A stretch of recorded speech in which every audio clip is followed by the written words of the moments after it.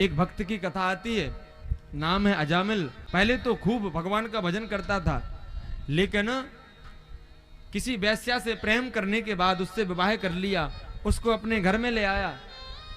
और घर में लाने के बाद उस वैश्या ने कहा, सुनो, हमने तुमसे विवाह तो कर लिया, लेकिन इसका मतलब ये नहीं कि तुम घर में भगवान की पूजा करोगे। चलो उठाओ, भगवान को बाहर फेंको। और महाराज पत्नी के बस में इतना आ गया, इतना बस में हो गया कि ठाकुर जी को उठा के घर से बाहर रख दिया, ठाकुर जी की सेवा ही बंद कर दी। और अपनी पत्नी की बातों में आकर के चोरी करने लगा। क्या करने लगा माता जी? चोरी। इसलिए कहते हैं किसी की बातों में हमको नहीं आना चाहिए। आज वैश्या से प्रेम किया, भगवान से दूर हो गए अजामिल, चोरी करना सीख गए। नाम था अजामिल पंडित, अब तो महाराज अजामिल डाकू के नाम से लोग जानने लगे। सब कर्मों का खेल है, इसीलिए अजामिल पंडित जी महाराज आज डाकू कहलाने लगे और चोरी करने जाते हैं बड़े बड़े राजाओं के यहां। एक दिन अजामिल तो चोरी करने गए। कुछ संत, कुछ ब्राह्मण, कुछ महापुरुष अजामिल के गांव में आए। रात्रि में देर हो गई, ठहरना था संतों को। गांव में एक किसी भाई से पूछा, भैया इस गांव में कोई भगवान का भजनानंदी हो, कोई भगवान का भजन करने वाला कोई ब्राह्मण हो तो हमको उसका घर बता दो, क्योंकि हम 10-12 संत हैं, एक घर में जाकर के रात में हम लोग रुकेंगे, ठहरेंगे। और एक बात याद रखना, गांव में कुछ लोग ऐसे होते हैं, कुछ बालक ऐसे होते हैं कि यदि कोई गांव में संत आ जाए या फिर कोई भूला भटका आ जाए और गांव में किसी से पूछे, भैया फलाने का घर कहाँ है, तो गांव के लोग मजा लेने के लिए, हंसने के लिए कह देते, महाराज इस तरफ रास्ता गया है, भले ही सामने घर बनाओ। बोल देते कि नहीं। कुछ लोग होते हैं जिनको कहते हैं उद्दंड।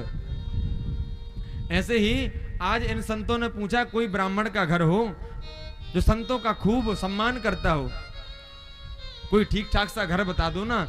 तो 2-4 लड़के खड़े तो उन्होंने कह दिया, अजामिल के घर चले जाओ। अब महाराज अजामिल तो बहुत भारी डकैत था, चोर था, और गांव के लोगों ने कह दिया, अजामिल के घर में रुकना, बढ़िया तो भोजन मिलेगा, बढ़िया सोने को मिलेगा, और तो और जब जाओगे तो खूब सारा धन भी मिलेगा। उन ब्राह्मणों ने सोचा, चलो चल के देखते हैं। और वह संत पहुंच गए। अजामिल के दरवाजे पर खड़े होके आवाज लगाने लगे, बेटी दरवाजा खोलो। अजामिल की पत्नी आई, दरवाजा खोला, महात्माओं को देखा। हाँ महाराज जी बताओ कैसे आना हुआ? संतों ने कहा, हम लोग संत दूर से आए हैं और यहां से चल के हमको वृंदावन धाम जाना है। हम चाहते हैं कि आज रात्रि में तुम्हारे घर में ही ठहरें और तुम्हारे घर का ही भोजन मिले पाने को। तब अजामिल की पत्नी ने कहा, महाराज हमारे पति देव तो बहुत बड़े चोर हैं, डाकू हैं।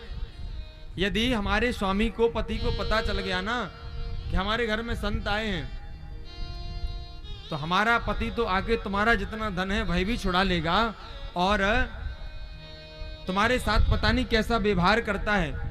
इसलिए हे महात्माओं, हमको क्षमा करना, हम अपने घर में तुमको नहीं ठहरा सकते। क्षमा कर दिया। संत ने कहा, ठीक है कोई बात नहीं, लेकिन भूख तो बहुत जोर की लगी है। तब अजामिल की पत्नी ने अपने घर से राशन पानी दिया और संत ने सब कुछ लेकर के सामने एक वृक्ष लगा था, उसके नीचे बैठ करके भोजन बनाया। सब संतों ने भोजन पाया और महाराज उसी क्षण प्रातःकालीन अजामिल चोरी करके लौटता है। अजामिल ने देखा कि दरवाजे पर कुछ संत बैठे हैं। संतों के पास जाकर के पूछा संतों से, आप लोग यहाँ पर कैसे आए, किस काम के लिए आना हुआ? संतों ने कहा, भैया हम लोग तो यहाँ से निकल रहे थे, सोचा कि कुछ समय आपके घर में रुक लें आपके यहाँ, और आपकी पत्नी ने हमको भोजन भी खिलवा दिया, बढ़िया राशन पानी दे दिया, हम लोगों ने भोजन भी पा लिया। अब ऐसा करो, हम लोग बस जा ही रहे हैं, यदि आपकी इच्छा हो तो कुछ दक्षिणा और दे दो तो बढ़िया रहेगा। अजामिल ने कहा महात्माओं से कि संतों, हमारा नाम अजामिल है, हम तो बहुत बड़े डाकू हैं। और देखो अपनी पोटली निकाल करके दिखाने लगा, कितना सारा धन चोरी करके लाए हैं। आप तो अपने ऊपर ऐसा समझो कि भगवान की बहुत कृपा रही कि आपको हमारी पत्नी ने ठहरा लिया, और आपका धन भी हमने नहीं छीना, और आप कुछ दक्षिणा लेने की बात करते हो। इसीलिए संतों ने दक्षिणा मांगी तो अजामिल ने मना कर दिया। संतों ने कहा भैया दक्षिणा नहीं देना तो कोई बात नहीं, लेकिन हम जो कहें एक बात हमारी मान लेना। संत कहते हैं दक्षिणा नहीं देना, लेकिन हमारी बात को स्वीकार कर लेना। जब तुम्हारे घर में कोई बेटा होवे ना तो अपने बेटे का नाम नारायण रख देना। क्या नाम रखना? नारायण। क्योंकि संत जानते हैं कि अजामिल बहुत दुष्ट है, चोर है, और यदि इसके पुत्र का नाम नारायण रख देंगे तो अंत में कहीं इसके मुख से अपने बेटे का नाम ही निकलेगा, लेकिन ठाकुर जी इसके ऊपर जरूर कृपा कर देंगे। आज संतों ने अजामिल को वचन दिया और वहां से संत तो चले गए, लेकिन महाराज जैसे ही अजामिल के एक पुत्र ने जन्म लिया, नाम रखा नारायण। और सुखदेव जी महाराज कहते राजन, अपने पुत्र को अजामिल बहुत प्रेम करता था। जिस समय चोरी करने जाता है तो अपने पुत्र नारायण से कहता है बेटा नारायण घर में अपनी माँ के साथ काम करवा लेना, घर में ही रहना, हम रात में चोरी करके जल्दी आ जाएंगे। अब तो महाराज जब भी घर से जाए अपने बेटे का नाम लेवे, जब घर में आवे भोजन करवे तो अपने बेटे नारायण को बुलावे। मतलब इधर तो रोज पाप कर रहा है, चोरी करता है, लेकिन दिन में 10 बार 20 बार अपने पुत्र को बुलाता है। तो महाराज पुत्र का नाम नारायण है, इसलिए भगवान नारायण बार बार प्रसन्न हो जाते हैं। और कुछ समय व्यतीत हुआ। एक समय महाराज ऐसा आया कि अजामिल अपने प्राणों को त्यागने ही वाला था।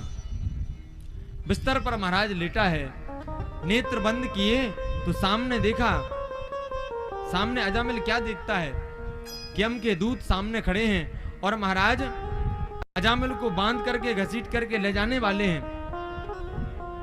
अजामिल बेचारा डर गया, अपने पुत्र को पुकारा बेटा नारायण हमारी रक्षा करो ना, हमको बचाओ ना। जब अजामिल ने अपने पुत्र को पुकारा, भगवान नारायण ने सोचा कि भक्त तो हमको बुला रहा है, और भक्त भगवान को बुलाए तो भगवान एक क्षण भी नहीं लगाते और अपने भक्त के पास पहुंच जाते हैं। आपने मंदिर में देखा होगा हमारे भगवान कन्हैया, चाहे लक्ष्मी नारायण भगवान क्यों ना हो, मंदिर में कभी बैठे नहीं होते हैं, बैठे होते खड़े होते हैं। भगवान मंदिर में खड़े होते हैं। क्यों खड़े रहते हैं? क्योंकि हमारे ठाकुर जी मन ही मन में सोचते हैं कि हमारा भक्त हमको कभी बुलाया, अर्धरात्रि में भी बुलाएगा तो हमको उठने में समय लगेगा, पहुंचने में समय लग जाएगा। इसलिए हमारे गोविंद मंदिर में भी खड़े ही रहते हैं, और मंदिर में खड़े होकर के यही सोचते हैं भक्त बुलाए और हम दौड़ के गोविंद के दर्शन प्राप्त करें, अपने भक्तों को दर्शन दें। इसीलिए तो भगवान का नाम है भक्त वत्सल। आज अजामिल ने मन में विचार किया, मन में सोचा और अपने पुत्र को पुकारा, बेटा नारायण हमारी रक्षा करो ना, हमको बचाओ ना। अपने बेटे को बुलाया, भगवान ने अपने पार्षदों को भेजा, जाओ हमारे भक्त को हमारे शरण में लेकर के आओ। उधर महाराज यम के दूत खड़े हैं, इधर भगवान के पार्षद भी पहुंच गए, और सामने पहुंच करके भगवान के पार्षदों ने कहा कि सुनो, ये भगवान का भक्त है और इसको भगवान के पास जाने से कोई रोक भी नहीं सकता। लेकिन यम के दूत बोले भैया अजामिल ने तो जीवन पर्यंत एक भी पुण्य नहीं किया, बचपन से लेके आज तक केवल पाप ही तो कर रहा है, इसको तो नरक में जाना है। अब तो महाराज यम के दूत और भगवान के पार्षद दोनों आपस में एक दूसरे से चर्चा करने लगे, और इन दोनों की बातों को अजामिल नेत्र बंद करके सुन रहा है। अजामिल मन ही मन अपने आप को कोस रहा है कि बताओ, हमने जिस भगवान नारायण के भजन को छोड़ा, आज अंत में एक नाम लेने से भगवान ने अपने पार्षदों को भेज दिया। मन ही मन अजामिल विचार कर रहा है। अंत में अपने बुलाया पुत्र को भगवान नारायण ने रक्षा की और अजामिल को स्वर्ग में ही भगवान ने स्थान दिया। भगवान के पार्षद अजामिल को लेकर के पहुंचे और यम के दूत बेचारे खाली हाथ पहुंच गए। यमराज ने कहा, क्यों, हमने तुमको किसी को लेने के लिए भेजा था, तुम खाली हाथ कैसे आ गए? बोले, महाराज हम तो ले आ रहे थे और ऐसा नहीं बांध के लेके आ रहे थे, लेकिन भगवान के कुछ दूत वहां पर आए थे। यमराज बोला, भैया हम ही तो भगवान हैं, दूसरा भगवान कौन है? तब यम के दूतों ने बताया, हम भगवान को तो नहीं जानते, लेकिन भाई बोल रहे थे कि नारायण के दूत हैं हम, भगवान नारायण के पार्षद हैं। जैसे नारायण का नाम लिया तो यमराज ने कहा, भैया इनसे तो इनका ही जाप तो हम करते हैं, इनका ही माला हम फेरते हैं, इसलिए भगवान का नाम जोर से मत लो, कहीं हमारे नरक में जितने लोग पड़े हैं, भगवान का नाम यदि कानों तक पहुंच गया तो इन सबको एक क्षण में छोड़ना पड़ेगा। इतना सामर्थ्य है भगवान के नाम में। एक बार जो भगवान का नाम लेता है उस पर ठाकुर जी कृपा करते हैं। आज अजामिल ने जीवन भर पुण्य नहीं किया, लेकिन अंत में ठाकुर जी के नाम को गाया तो नाम गाने से भगवान का धाम प्राप्त हुआ। बोले वृंदावन बिहारी लाल की जय।